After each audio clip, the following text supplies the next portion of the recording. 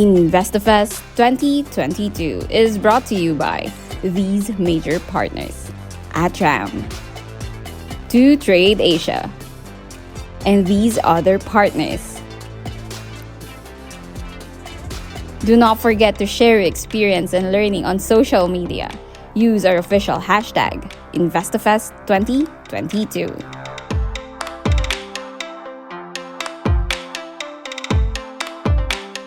Matt Flores, a decade of experience in the financial markets. Matt started his career leading multinational teams in global business, intelligence, and data analytics, before eventually leaving the technology sector and enrolling in one of the country's lead investment recruitment programs in 2013. As early as his first year in the financial markets, he had already been entrusted by various investment platforms to lead seminars in both financial literacy and technical analysis. In 2014, he eventually joined the COL Financial Group as an equity portfolio manager and trader, where he has since managed a discretionary fund that has outperformed the Philippine benchmark index. Currently, he serves as a general manager and co-founder of Open Journal, where he now focuses on helping the community when it comes to trading techniques, execution, and risk management. Also continuing to manage a growing portfolio of assets in the local and global markets for high net worth and institutional clients, where he has built his investment management practice. Matt uses his equity knowledge in outperforming the Philippine Stock Exchange Index to lead monthly trade walkthroughs for the local Philippine market and to head the coaching sessions for Open Journal users. He continues to give regular talks on the Philippine Digital Asset Exchange, or also known as PDAX, and has been featured several times on Investa. Good afternoon, everyone, and welcome to InvestaFest, and shout out to Open Journal family. First of all, I just want to thank everyone for attending this event, and hopefully I can see everyone in the live Q&A. Again, my name is Matt Flores. I'm currently the co-founder of Open Journal and Buhawi Investment Management.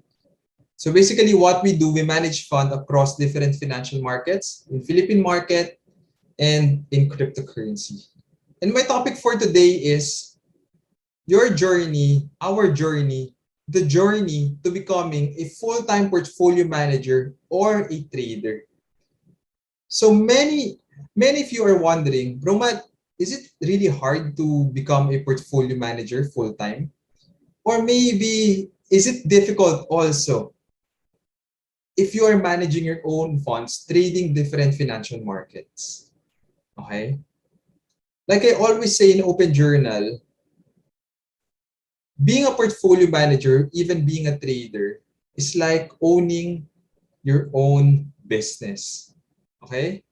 Again, being a full-time portfolio manager or a trader is like owning your own business.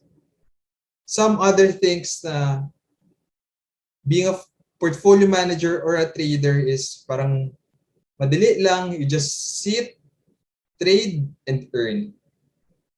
And during this topic, as we go along this topic, mas maintindihan natin that being a full-time portfolio manager and a trader is also difficult.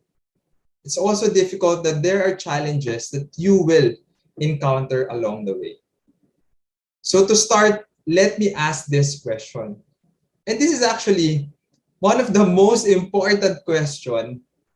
Okay? The most important question, if you want, okay, if you want to switch or actually have a leap of faith from, let's say, on a corporate, and then you want to move your career to become a portfolio manager or a trader.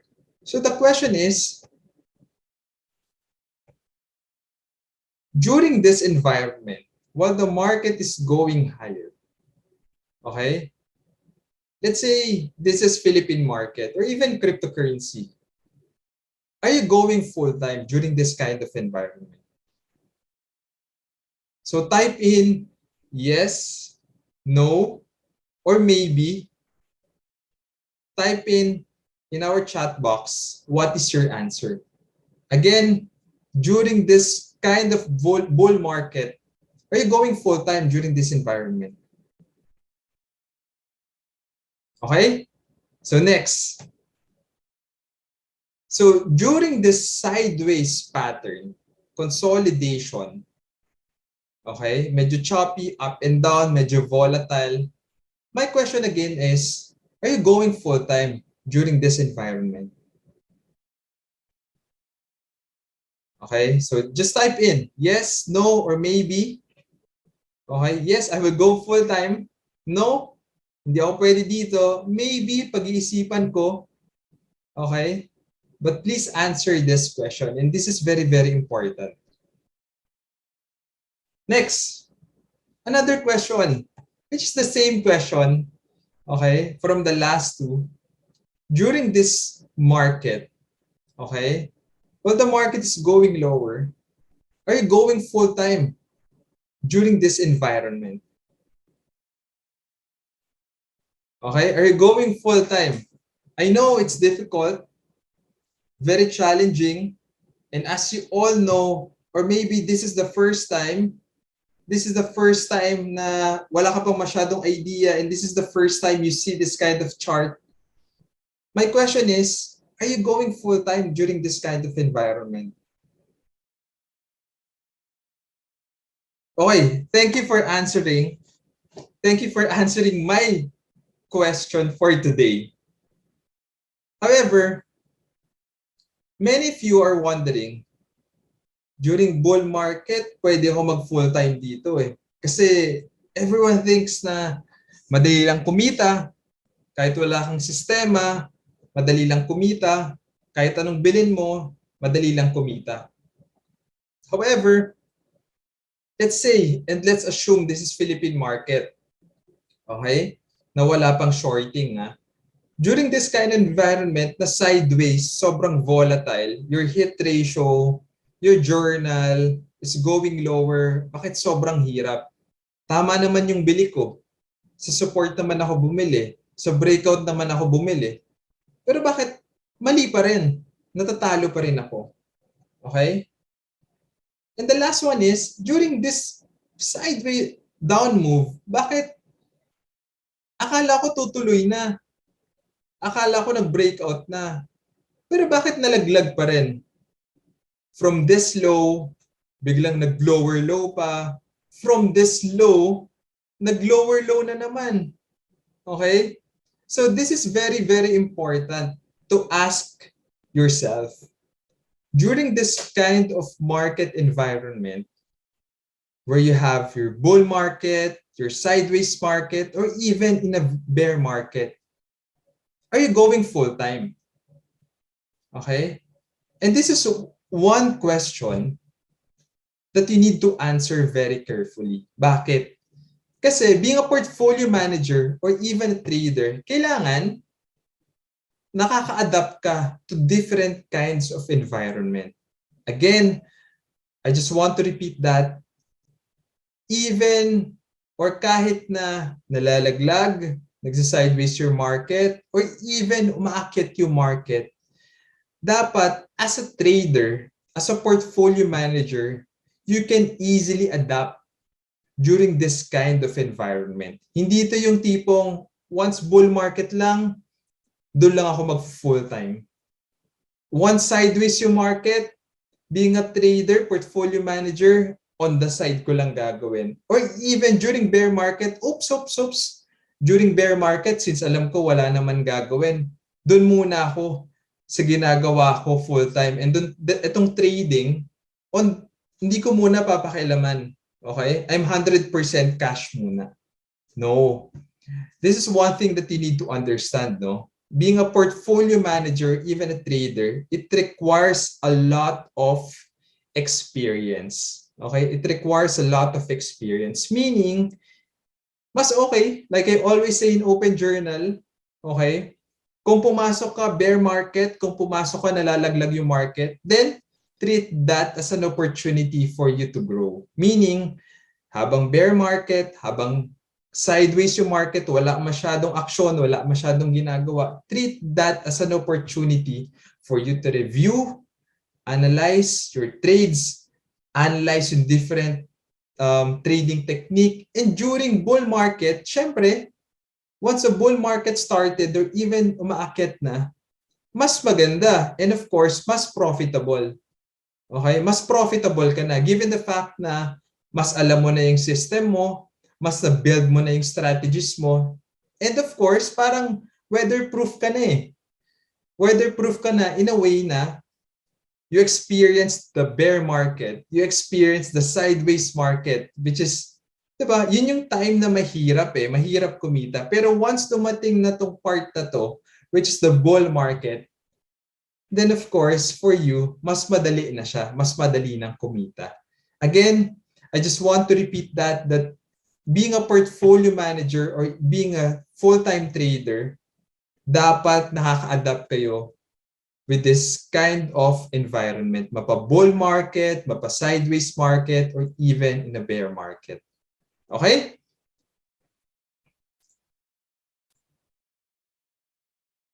Okay, so I hope that is clear.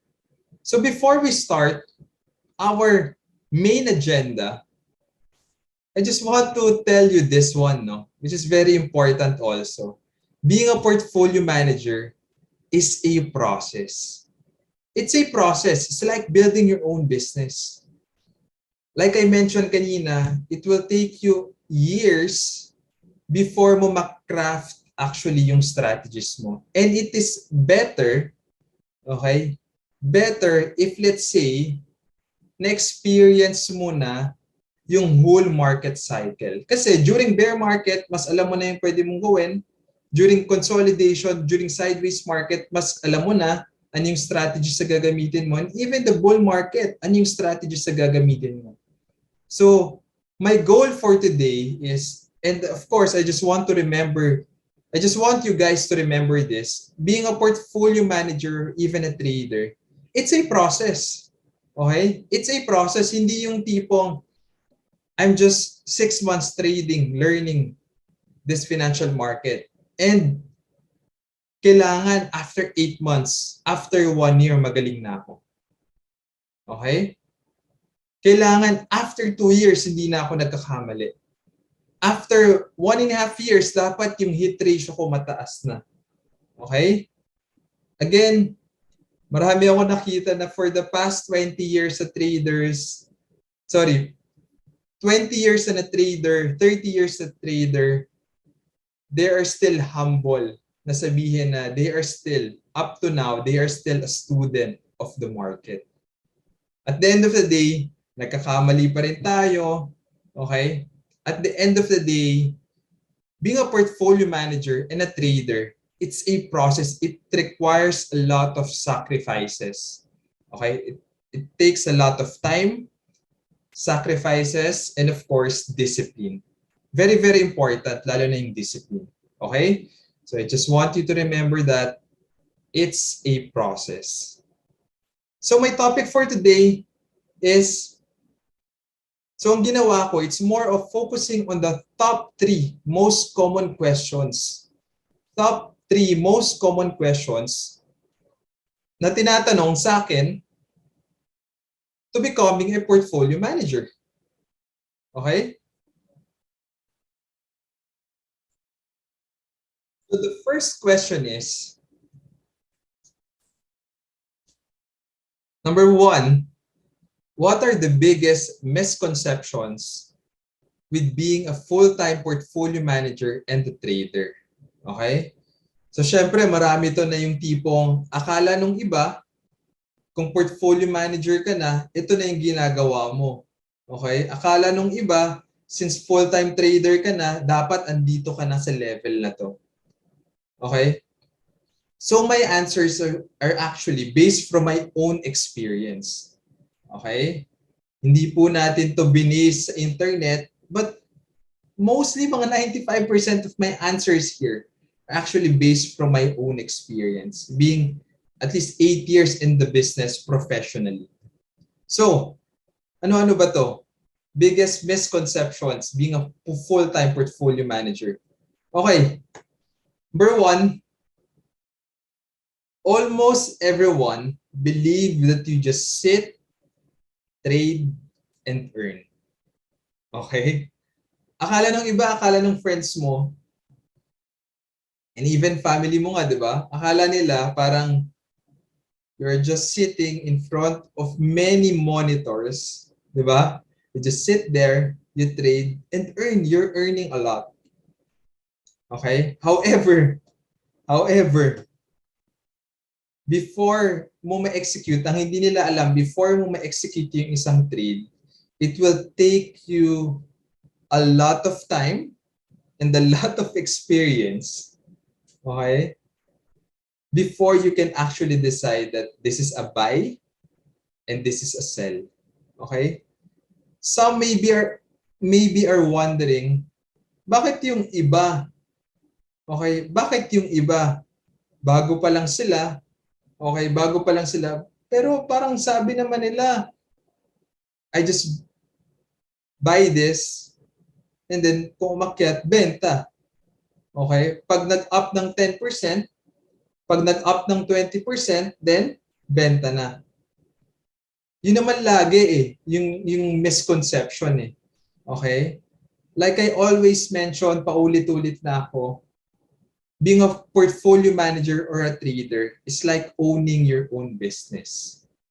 It takes a lot of effort, it takes a lot of experience, it takes a lot of discipline for you to manage your trade. And meron po yung proseso. Hindi lang yan yung tipong pagising mo, okay, pagising mo, nakita mo yung kaibigan mo merong bagong watchlist and then you just buy it. Okay? For you to be successful in this business, kailangan yung mental preparation mo iba din. Parang lagi ko nga sinasabi sa Open Journal family, no? Lagi ko sinasabi na every day is a grind day. Meaning kailangan lagare tayo. As long as the market is open, then kailangan andun tayo. Okay? Parang lagi ko sinasabi yan Lagi ko sinasabi na dapat hashtag Mamba mentality. Okay? Kailangan mentally prepared tayo dun sa mga pwedeng mangyari. Okay? Kaya nga meron, when it comes to your trading, kailangan merong trade planning, trade execution, trade journaling. So merong proseso yan. Hindi yan yung tipong we just sit, look for a watch list, trade, and earn. That's actually it. No. On the back end, may mga mental preparation pa yan ginagawa. May mga daily routine pa yan for you to be mentally prepared on a daily basis. Okay? Second misconception. Almost everyone believe that you only work in irregular hours like 9:30 in the morning and pag close na yung market, local market, 3 p.m., tapos na yung trabaho mo. No. Okay? At least from our end, being a portfolio manager, since it's a business, meaning kung iyan ay negosyo, ibig sabihin, end-to-end mo yan ginagawa. Paano end-to-end, bro, Matt? Meaning, number one, you network. You look for network. You sell your business. Okay? Kasi being a portfolio manager, since it's a business, if wala kang kliyente, if wala kang customer, syempre, paano ka kikita? Paano ka kakain? Okay? So, like I mentioned, it's an end-to-end business. Meaning, you prospect, you look for your prospect, okay? You start with that. Your network, you look for your prospect. Now, second is you develop your relationship with that prospect. Okay? Hindi yan yung tipong ang iniisip kasi ng iba na when it comes to building your own business, yung relationship nandun sa huli. 'Di ba? Pero as I go along in this kind of business and ang na-realize ko talaga it's more of selling your own your service or even your product It's more of the very important aspect when it comes to selling is the relationship. Okay? Just want to repeat that.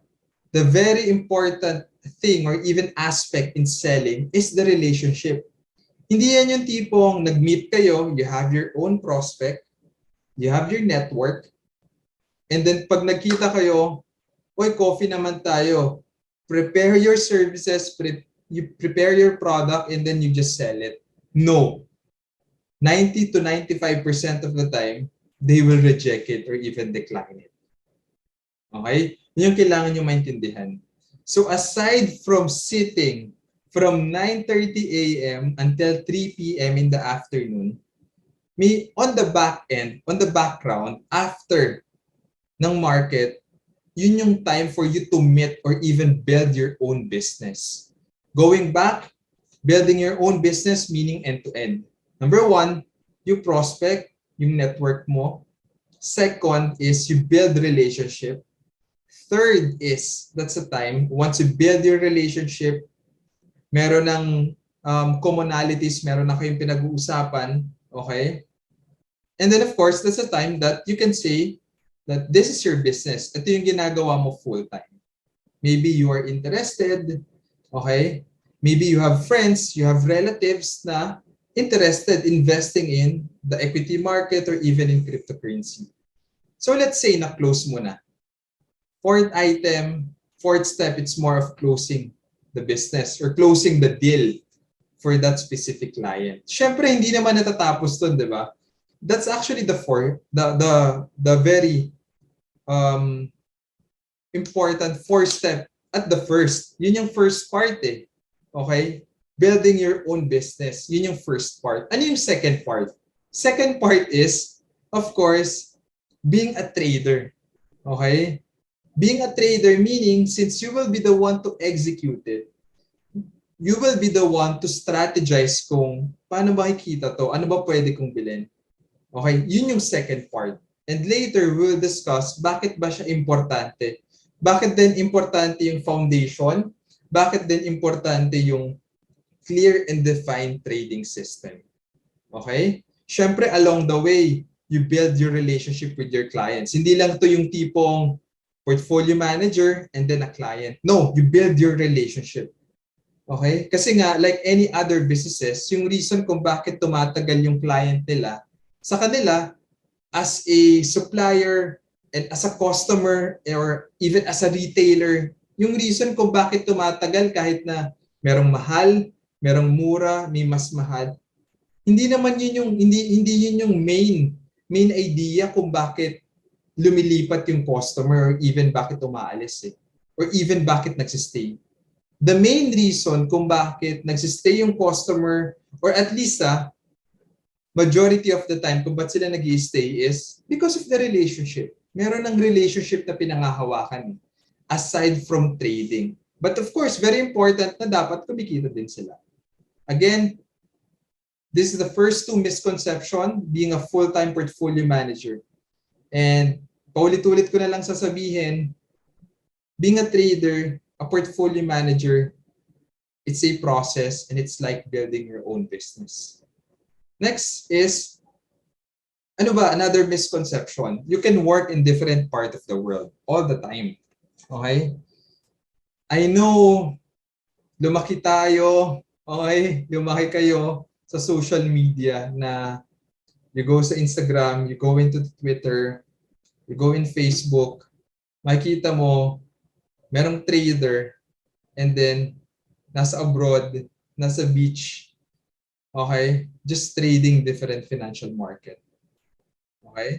Like I mentioned kanina, being a trader, a portfolio manager, kailangan meron kang focus. May sacrifices. Okay? Baka naman kasi yung iba ginagawa, nagtitrade habang nagsha-shopping, nagtitrade habang nasa beach, pero wala naman talagang ginagawa sa market. And that is okay. Okay? Yun yung part na, let's say, you're working 24/7 kung sa cryptocurrency, trading cryptocurrency or local market. Okay? And then dumating sa point na nalaglag yung market, walang masyadong ginagawa, then that's the time for you to take a break.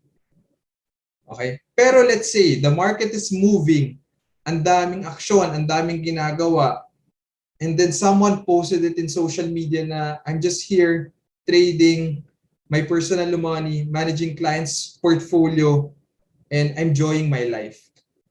Okay? Hindi po siya ganun kadali. Okay? So may mga misconception na ganun na once you become a portfolio manager, you can just go here, go there, and just trade. Okay? It takes a lot of mental preparation on the back end, na hindi nakikita ng iba. Let's say sa local market, 9:30 a.m. to 3 p.m. It takes a lot of effort, okay, for you to review, analyze ano ba nangyayari sa Philippine market. Okay? Fourth item, misconception is you need to have a lot of money to start. No. Okay? Hindi po, that's a misconception. Ang iniisip ng iba is, Romat, trader, I want to be a full-time trader. So yun muna unahin natin. I want to be a full-time trader. Kailangan marami akong pera for me to start. Kailangan meron akong 20 million pesos for me to start. Kailangan meron akong 30 million pesos for me to start. Okay?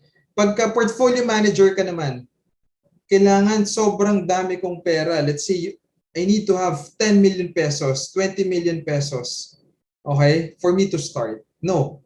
Being a portfolio manager, like I mentioned, it's a business. Okay? And like any other business, even lalo na nga kung startup ka eh.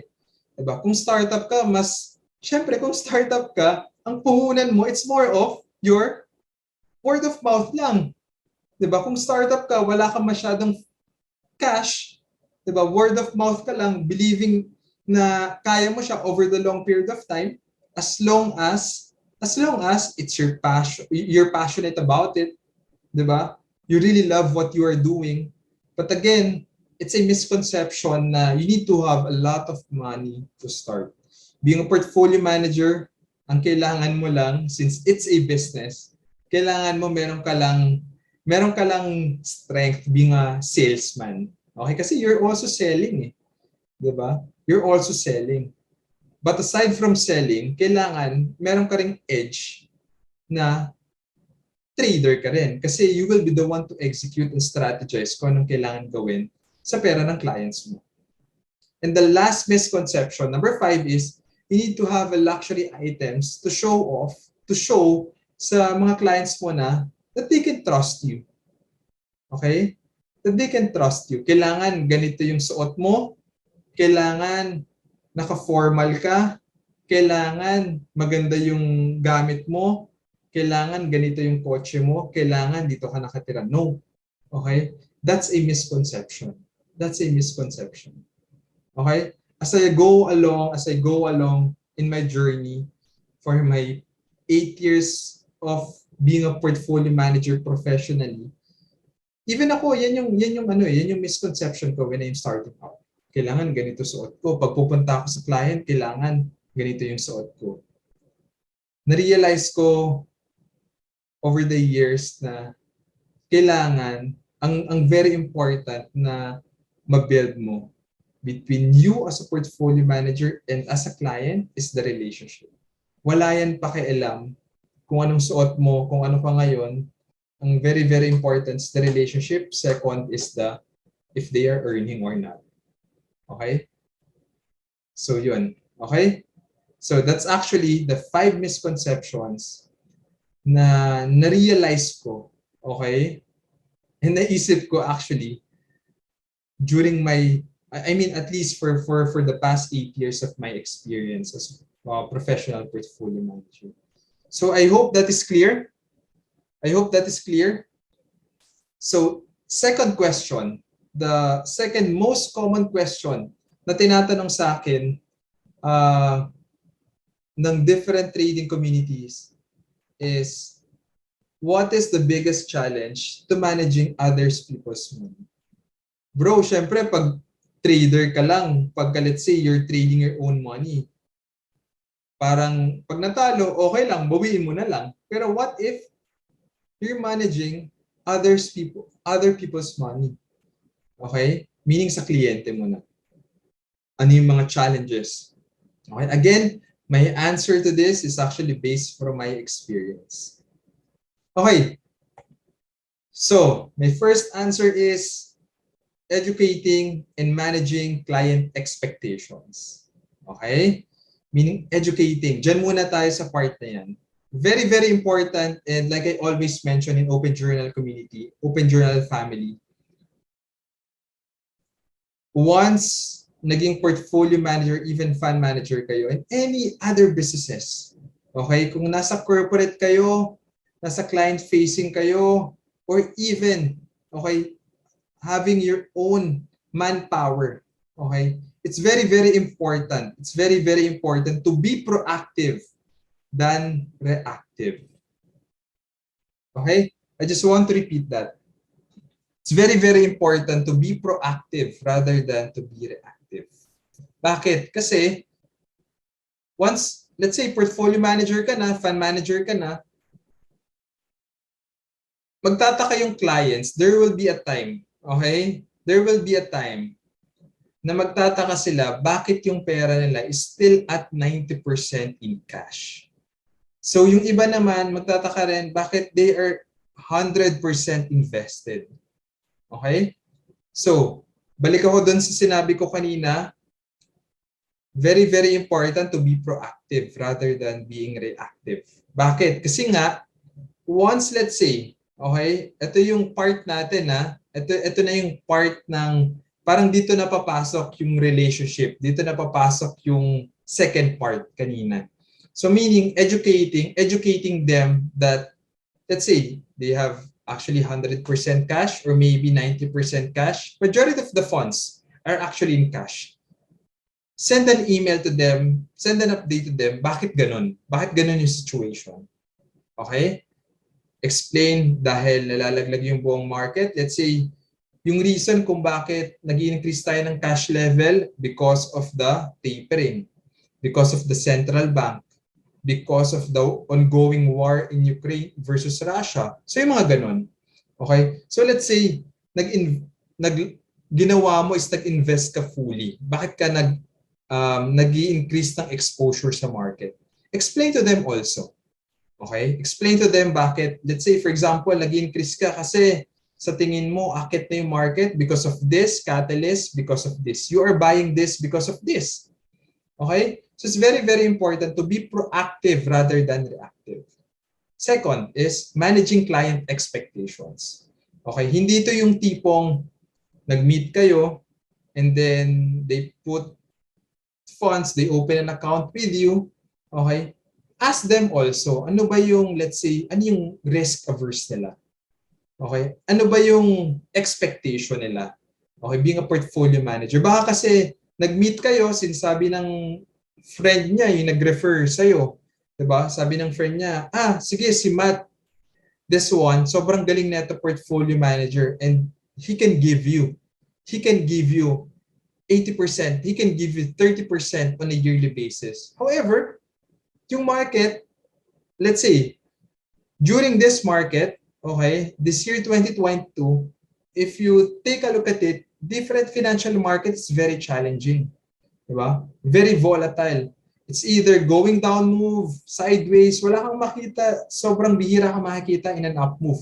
Of course, sa commodities, it seems that parang aakyat. However, let's say, nag-meet kayo ng client, ina-expect niya without setting an expectation, nag-meet kayo na sabi ng nag-refer sa'yo, kaya mo palang 30%, pero yung market environment sobrang hirap.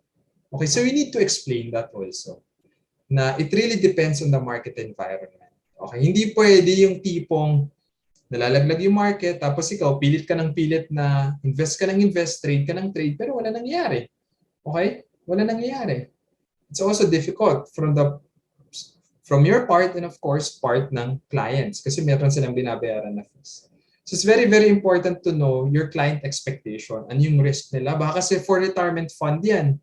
Meaning for retirement fund, tapos ikaw sobrang aggressive.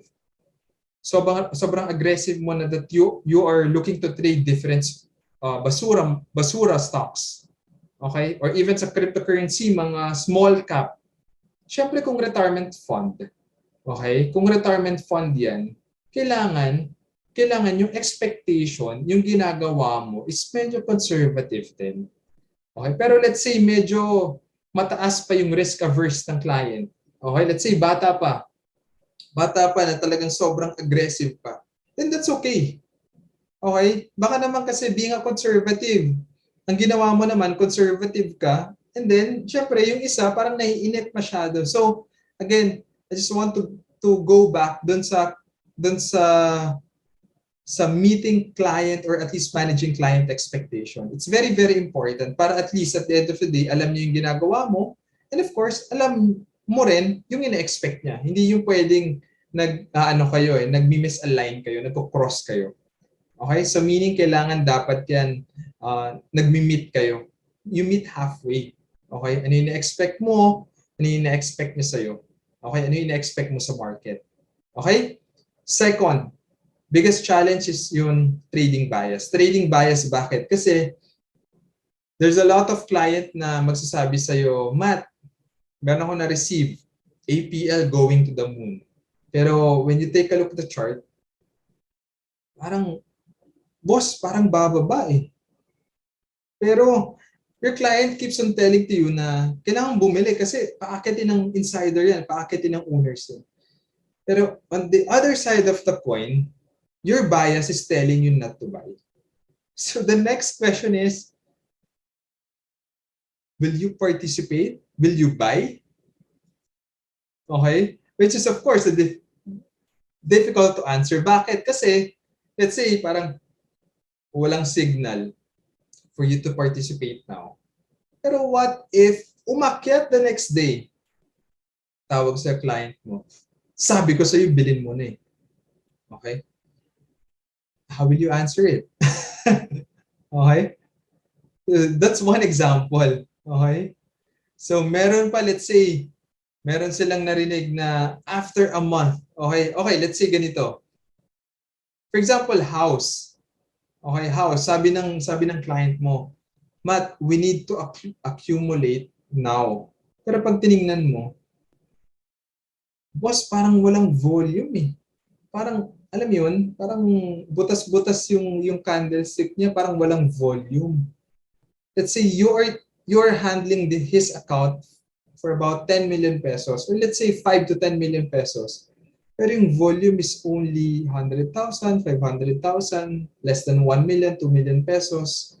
And then he will say to you continuously, Matt, bilhin mo na kasi may buyback daw. Okay? Ito yung target price nila. Ito yung target price ng mga owner. Pero at the back of your mind, tinitingnan mo yung analysis mo parang,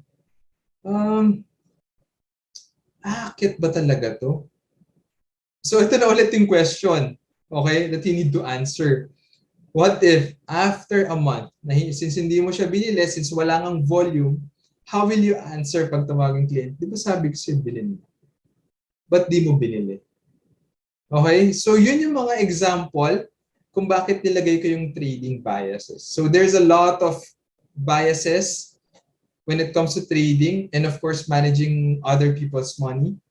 So yun lang yung mga example. And you need to actually, yun yung very important eh, kung bakit importante yung relationship mo with your client. Diba?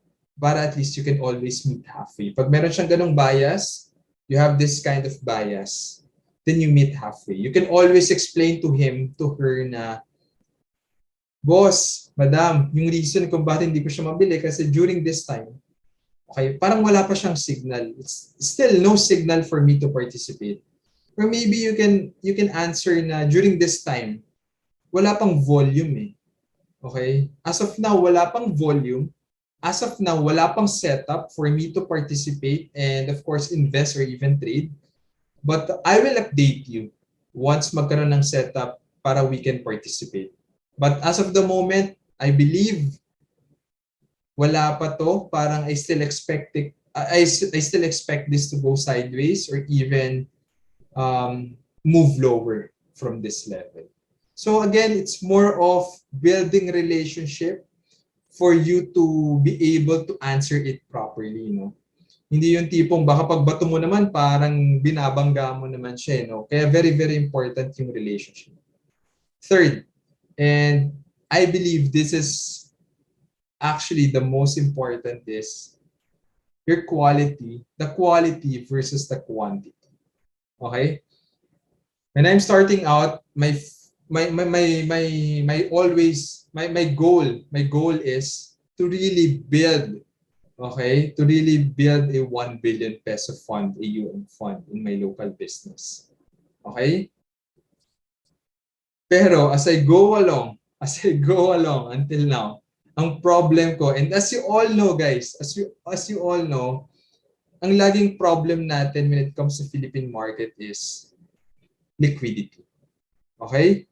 Liquidity meaning 50% of the funds coming into Philippine market are actually foreign funds. 50% are actually local. Okay? And as you all know, if you've been trading local market for the past 8 or even 10 years, kahit na blue chip man yan, okay, nawawala pa rin yung liquidity. Meaning liquidity is the value traded, the volume, the bid and ask. The moment na, dati naman when I'm starting out, when my AUM, my whole fund is only 10 million, 20 million, 30 million pesos, hindi ko naman problema yung liquidity eh. Di ba? When I'm starting out, when the fund is only 1 million, 2 million pesos, hindi ko naman problema liquidity. Okay? Pero let's say, as you go along in this business, okay, syempre, you meet a lot of clients, they invest sa'yo. Syempre, hindi mo naman yung tatanggihan na you're just starting out, then they're willing to open an account with you, tapos sabihin mo na, ay, hindi na ako tumatanggap ng fund kasi I want to increase the quality. Di ba? So, when you're starting out, syempre, ang tendency mo niyan is you just accept and accept. Diba? Which is, of course, on the other side of the coin, parang sabi ko nga, as I go along, sinasabi ko na parang may mistake din dun, no? Given the fact na, yun nga, nadidefeat yung purpose of handling the client's account with quality. Okay, with quality. Again, because of the liquidity na meron tayo sa local market. Kasi ngayon sobrang hirap na ako, let's say, nahihirapan ako to accumulate shares for my clients, for all my clients. Given the fact na lagi ko lang ititrade, lagi ko lang tinitignan when it comes to my watch list is dapat above 15 million, above 20 million pesos, or maybe above 30 million pesos. But before, hindi yun yung problema ko eh. And when it comes to liquidity also, and when it comes to quality, the more na, ito yung problem natin with the Philippine market, no? Pag umaakyat, kahit walang setup, people keeps on buying and buying, meaning maraming liquidity. Pero from your end, as a trader, wala pang setup eh. So, what is the reason for you to sell your position? Okay, what's the reason for you to sell your position? Kaya may mga times na wala pang setup for me to sell, pero nagbabawas na ako ng position. Again, it's because of the liquidity. Okay, kasi the moment na lalaglag yan, nauubos yung liquidity, nauubos yung mga gustong bumili. And that forces me to talagang buhusan yung isang stock. Okay, and of course, when it comes to quality versus quantity, like for example, mas pinipili ko syempre yung merong value traded, mas may laman, mas merong volume. Pero pag tinignan mo, wala namang setup, di ba?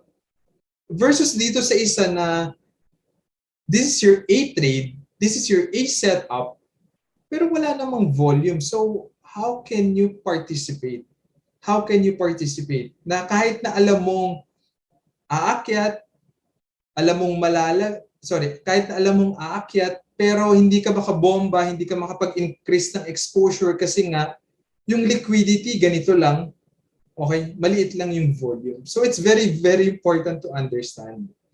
Okay? And that's actually I would say my biggest challenge now when it comes to deploying my funds, my client's fund in the local market.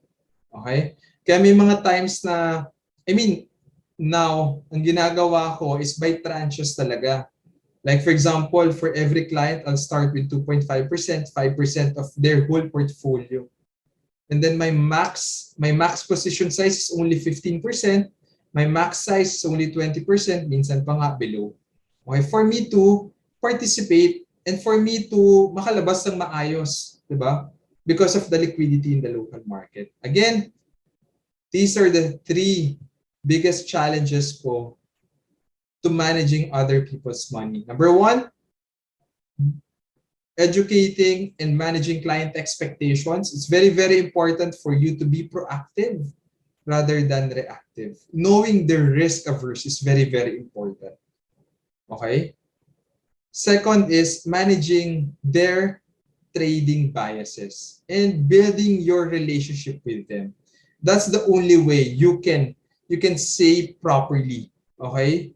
Yan yung tipong mas makakapagsalita ka. Okay, mas makakapagsalita ka ng maayos if you build proper, okay, yung tamang relationship with your clients. And of course, as you go along, quality versus quantity. Okay? So, my third and the last most common question to becoming a portfolio manager is, how do you know when you can trade full-time already? Mark, this is actually, so ito yung mga questions na if you're coming from corporate, you have your own business aside from trading, and you keep asking yourself na, how do I know na, okay, I will resign, mag-leap of faith na ako. Ano ba yung mga kailangan kong i-prepare for me to really trade full-time?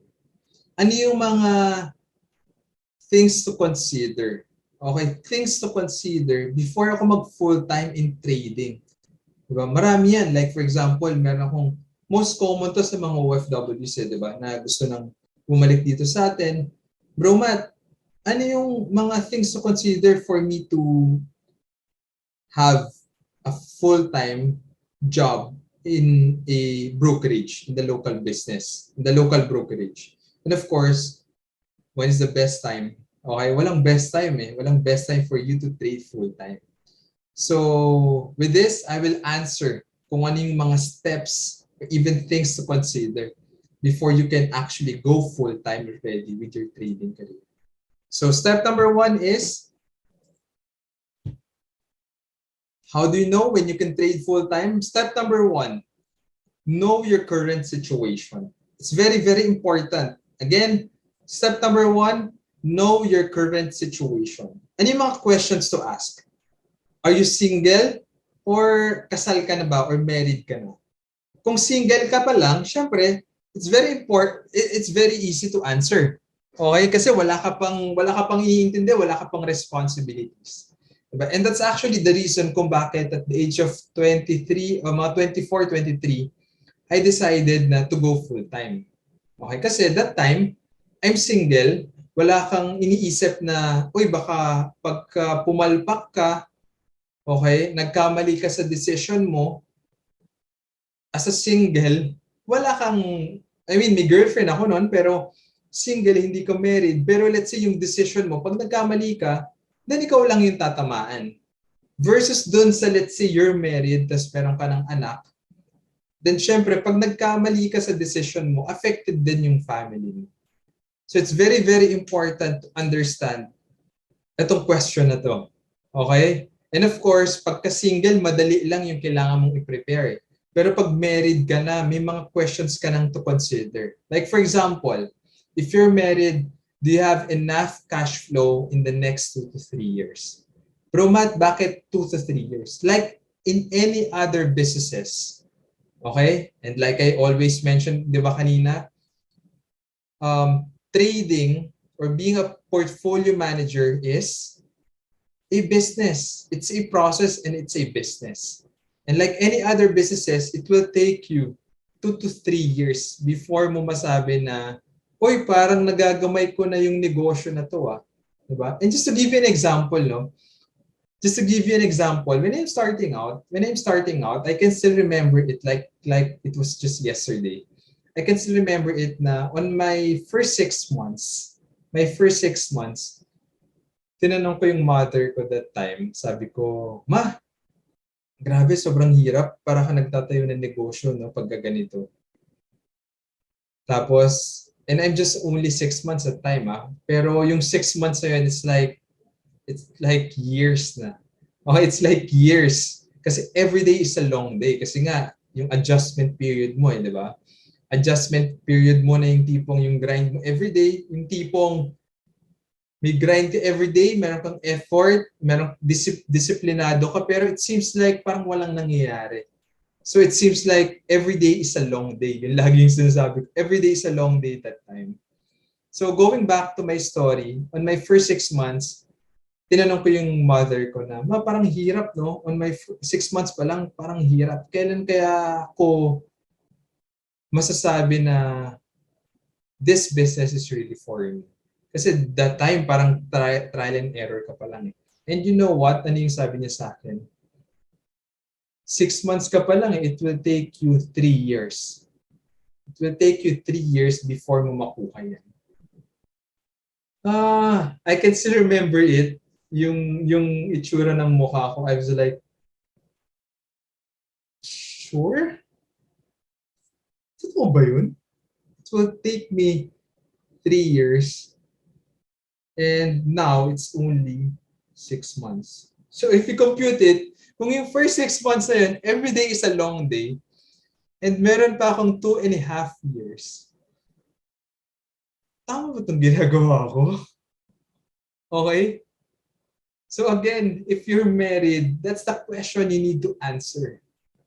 Do you have enough cash flow in the next 2 to 3 years? Kasi if wala, and you're expecting na on your first 6 months, on your first year, you expect your net worth to balloon like to the moon, then there's a problem.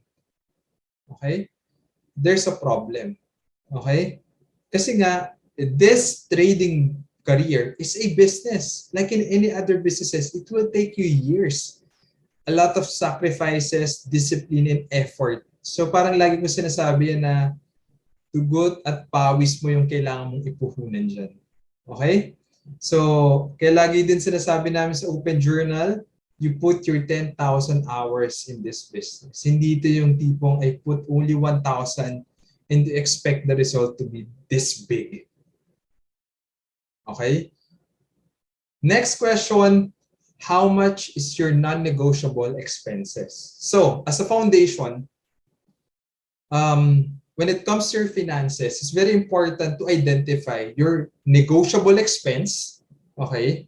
And of course, your non-negotiable expense. It's very, very important. Bakit? Kasi yung negotiable expense mo, meaning yung gusto mong bilhin, ito yung gusto mong meron ka, pwede mong palipasin yan on the next month. Meaning pwede mong hindi bilhin kasi nga negotiable siya. Kasi gusto mo lang siya. Pero yung non-negotiable na meaning, ano-ano ba yung mga example ng non-negotiable? Example ng non-negotiable expenses are your monthly rent. Okay? Internet connection. Okay? Bayad sa tubig, bayad sa kuryente. Siyempre, hindi naman pwede yung tipong you're trading full-time tapos wala kang pambayad ng pang-internet. Diba? Wala kang pambayad sa kuryente. Hindi pong ganyan. Yun yung mga considered as your non-negotiable expense. Meaning, how do you compute it and how you build your emergency fund with that? Just compute it. How much is your non-negotiable expense on a monthly basis and multiply it with 1 year kung mas okay, kung 2 years, and mas okay kung 3 years. Para let's say, during rainy season, okay, walang masyadong ginagawa sa market, di ba? Walang masyadong ginagawa sa market, saan ka kukuha? Okay, since you're just starting out, wala ka pa masyadong ipon, hindi ka pa profitable, saan ka kukuha ng pera mo pang gastos or even pambayad sa non-negotiable expense mo? So you need to understand that. Okay? Kasi yun yung hindi naintindihan ng iba eh. They resign, nag-leap of faith sila, pero pag tinignan mo, ang dami palang non-negotiable expense. Okay, non-negotiable expense like for example loans. Yan, that's an example. Diba? You want to be a full-time trader, portfolio manager, pero yung non-negotiable expense mo is like 200,000 pesos. And yung trading capital mo, let's say, is only 2 million pesos. So let's say walang ginagawa sa market. Paano mo kukunin yung 100? Paano mo kukunin yung 200,000 pesos? So those are the questions that you need to answer properly and carefully. And lalo na kung married ka, kailangan na di-discuss mo yan with your wife. And that is part of your journey. Okay? Before going full-time as a portfolio manager or maybe being a full-time trader. Okay? Kasi nga, yan yung gagamitin mo. Yung cash flow mo, yung once na-identify mo yung different expenses mo, dyan mo makikita na, okay, I can, once kumita ako, let's say 50,000, wala akong non-negotiable expense, maliit lang, then I can still live. Okay? Kaya kong hindi muna kumita in the next 2 months kasi may mga ganyan sa market. Yun yung hindi naiintindihan ng iba. Okay? Yun yung hindi naiintindihan ng iba na parang iniisip nila, everyday, as long as you're full-time, portfolio manager and trader, dapat lagi kami ginagawa. No. That's a misconception. Dapat lagi ka maraming ginagawa. Lagi kang tinitrade. No. Okay, so may mga times na wala kang ginagawa, may mga times na hindi ka profitable, may mga times na hindi mo nakukuha yung goal mo financially, then that's okay. Baka kasi pangit lang talaga yung environment, yung market environment. Okay? Next question, as part of step number 1, which is knowing your current situation, is do you have a network where you can connect and sell your business? Okay? And this is my challenge. This is my challenge. Coming from a corporate, I came from an IT company managing different people. So parang ang naging problem ko, and even told this to Javi as my mentor, sabi ko, yun yung naging biggest problem ko eh. Yung network ko where I can sell my own business. Okay? Meaning, syempre, as a portfolio manager, your goal is the people who is willing to invest 2 million, 1 million, 5 million pesos. And those people, those networks, sino-sino ba yung mga yon? Mostly are business owners, di ba? 70-60% are business owners. So if wala akong network na ganun, paano ko bebenta yung negosyo ko? Di ba? If I will just sell it to, let's say, an employee, so an employee na let's say you will ask 5 million pesos, so paano? Diba? And during that time nga as an employee working 3 years, 4 years, wala naman akong 5 million pesos eh.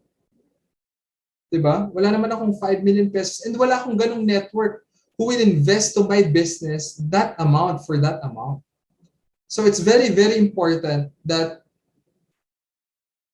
once nag-leap of faith kayo, once nag-resign kayo from your corporate or even nag-change kayo ng career to become a portfolio manager, very, very important to answer this question na sino yung mga network ko who can help me build my business? Okay? Do I have friends na willing to help me? Do I have relatives? Do I have friends na willing to invest dito? Do I have close friends na willing to invest with this amount? Okay? So, syempre, as you starting out, ang mag-i-invest naman sa'yo is your family, di ba? They will invest small amount. But for you to become successful in this business, syempre, at the end of the day, you need to grow it as well. So that's the step number 1. Know your current situation. Step number 2. Okay, ito na yung second part. Yung first part, ito yung sinabi ko din kanina. Second part is clear and define trading system. The first part, it's more foundation. Okay? Second part is, ito na yung merong kasamang execution. Okay? Ito na yung kailangan ng, it takes a lot of effort, it takes a lot of talagang discipline for you to execute your own trading system. And these are the questions na ginawa ko. No? Number 1 is, do you have a clear and defined trading system? Meron ka na ba talagang sistema na ginagamit for you to become profitable? Romat, how can you say na your trading system is profitable? I would say if your system is already earning, okay, more than 6 months, meaning ito yung ginagamit mong sistema for the past 8 months and I'm profitable on a monthly basis. Ito yung ginagamit kong sistema for the past 1.5, 2 years and it is profitable, then I would say naka-check na yan sa'yo. Okay, second question, do you have a mentor to guide you during rainy season? Diba? Like in any other businesses, if you're starting out, it's very, very important to have a mentor. Again, I just want to repeat this, no? It's very, very important to have a mentor or a community. Kung wala kang makitang mentor that you can talk to to your mentor like one-on-one, talk to them one-on-one, look for a community that can help you. Look for a community that can help you build your trading system. Yung tipong you share your own experiences. Hindi to yung tipong, I mean, at least having your own community, okay? At least having your own community and a mentor, makikita mo yung blind spot mo eh. Mas makikita mo yung weakness mo eh. Kasi if ever, let's say, mag-isa ka lang, hindi mo nakikita, oops, may mali ka palang ginagawa. If you're doing this alone, hindi mo nakikita yung blind spot mo, hindi mo nakikita yung mali mo kasi at the end of the day, you just think na, hindi, tama naman tong ginagawa ko. Wala nagko-correct sa'yo eh. So it's very, very important to have a mentor, even have a trading community that will help you fast track your development. Sila na yung mga nanggaling dito eh. Sila na yung mga naka-experience dito.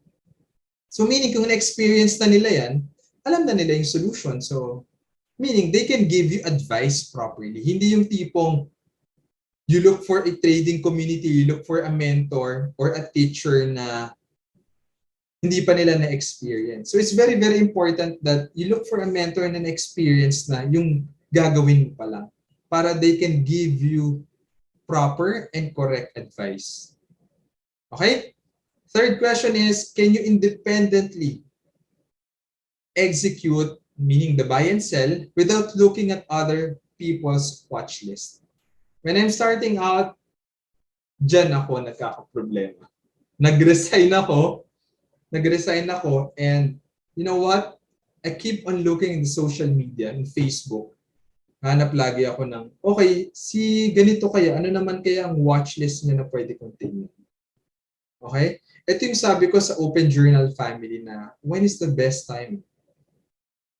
Okay? When you can trade full-time already. When is the best time for you to resign?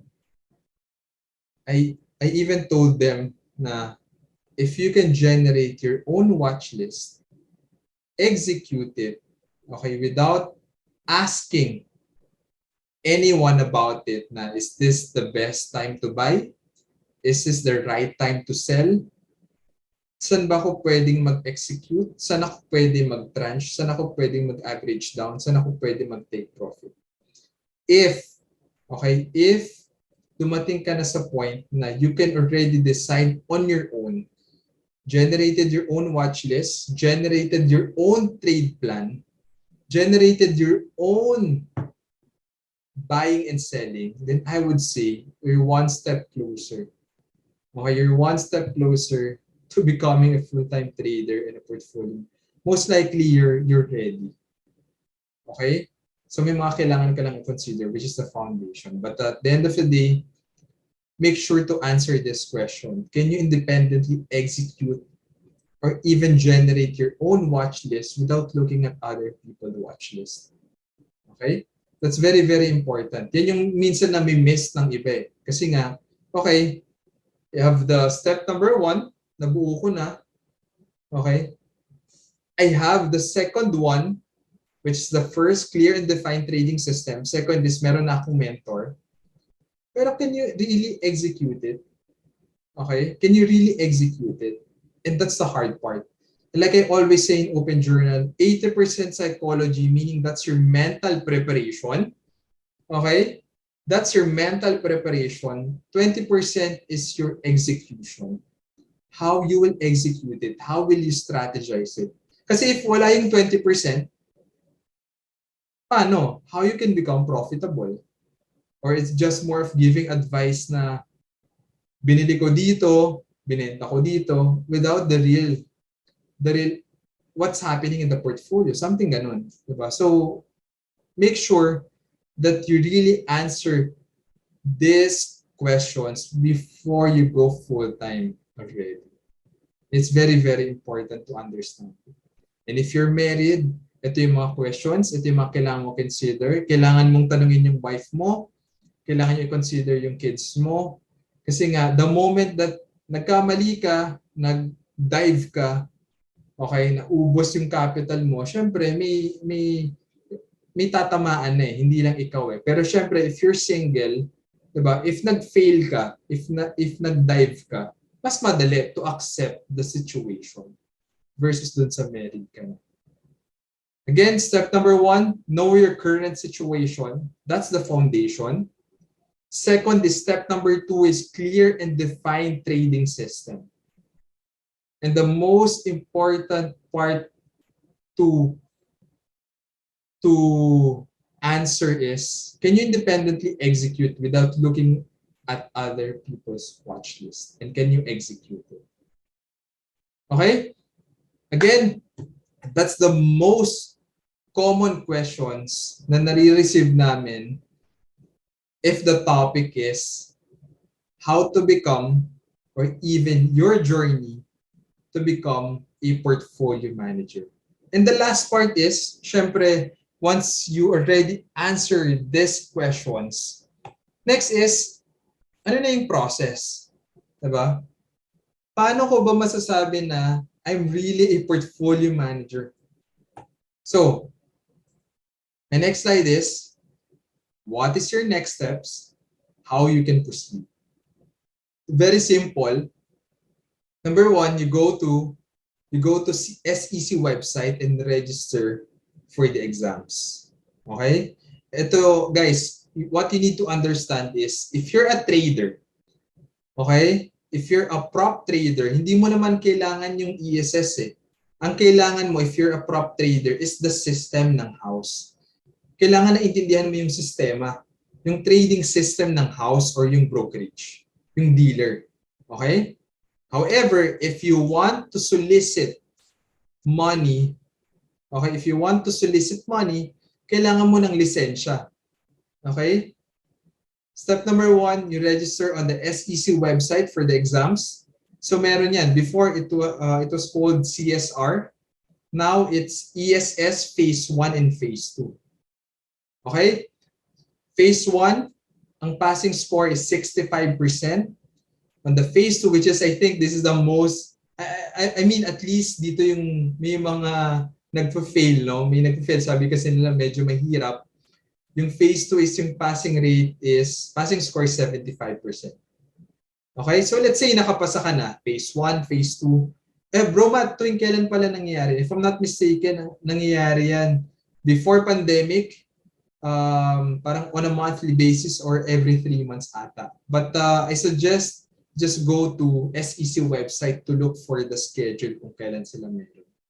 Parang gagawin dyan, it's more of you attend the seminar. I'm not sure kung ngayon online or face-to-face na, but it's more of you attend dun sa seminar and of course, you take the exam. Ang payment ata dyan is 500 pesos or 1,500. And the teacher, the mentors, or the different, like for example, mga senior analyst ng different brokerage, di ba? Senior investment fund manager ng different brokerage. So sila yung mga teachers dyan matuturo. Second step is take the CIS. This is optional, Certified Investment Solicitor, meaning for you to solicit money and invest it in mutual funds. The first one, the ESS, phase 1 and phase 2, is for you to trade and solicit money for the equities, for the equity market. Okay? The second one is the CIS, is for you to invest, okay, in the mutual fund business. So magkaiba yan. Pero yung number 2, the CIS, it's only optional. It's up to you to take it. But very, very important yung step number 1. Kasi that's for the equity market. Okay? So let's say nakapasa ka na to those 2 exams. Third is, of course, look for brokerage. Looking for a portfolio manager, a stockbroker, a salesman, an independent financial advisor. Look a associated brokerage. Like for example, ano yung mga yan? COL Financial. Okay? Teamson Securities. Ano po ba? Metrobank, BPI, BDO, Maybank. So that can help you get your own license. Kasi dyan sila yung parang sila yung magiging affiliated mo eh. Sila yung mag-aayos ng papers mo, ng documents mo, para maging legit ka na portfolio manager. Okay? So yun, marami dyan, you just go to their website. It's either you go to COL Financial, you go to different banks and ask and look for job opening. So ano lang yan, it's more of normal interview lang, but very important part to becoming a portfolio manager. Once matapos mo yung mga questions na yon is the exam. Okay, para syempre at the end of the day gusto naman natin na lisensyado kayo to solicit money. Okay? So actually, that's the end of my presentation. That's the end of my presentation. Thank you for listening. Thank you for listening and participating, of course. I hope ngayon naintindihan nyo na ano yung mga difficulties, ano yung mga questions na kailangan kong tanungin, things to consider for me to become a legitimate, okay? Or at least for me to become a portfolio manager, even a trader full-time. Again, I just want to leave this message sa inyo. Being a portfolio manager or even being a trader, it's like building your own business and it's a process. It will take you a lot of years. It will take you a lot of discipline and effort for you to say na I'm successful to what I am doing today. Okay? Again, maraming salamat sa Investa. Okay? And I'm hoping everyone, I hope I can see everyone in the live Q&A. But before that, guys, please support our trading community, Open Journal.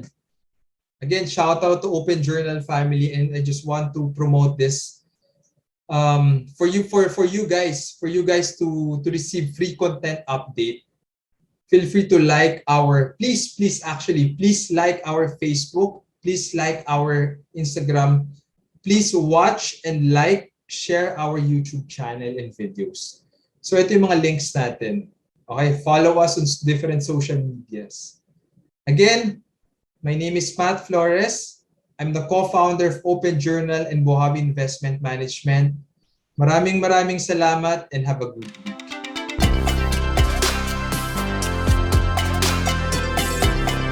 InvestaFest 2022 is brought to you by these major partners: Atram, To Trade Asia, and these other partners. Do not forget to share your experience and learning on social media. Use our official hashtag InvestaFest 2022.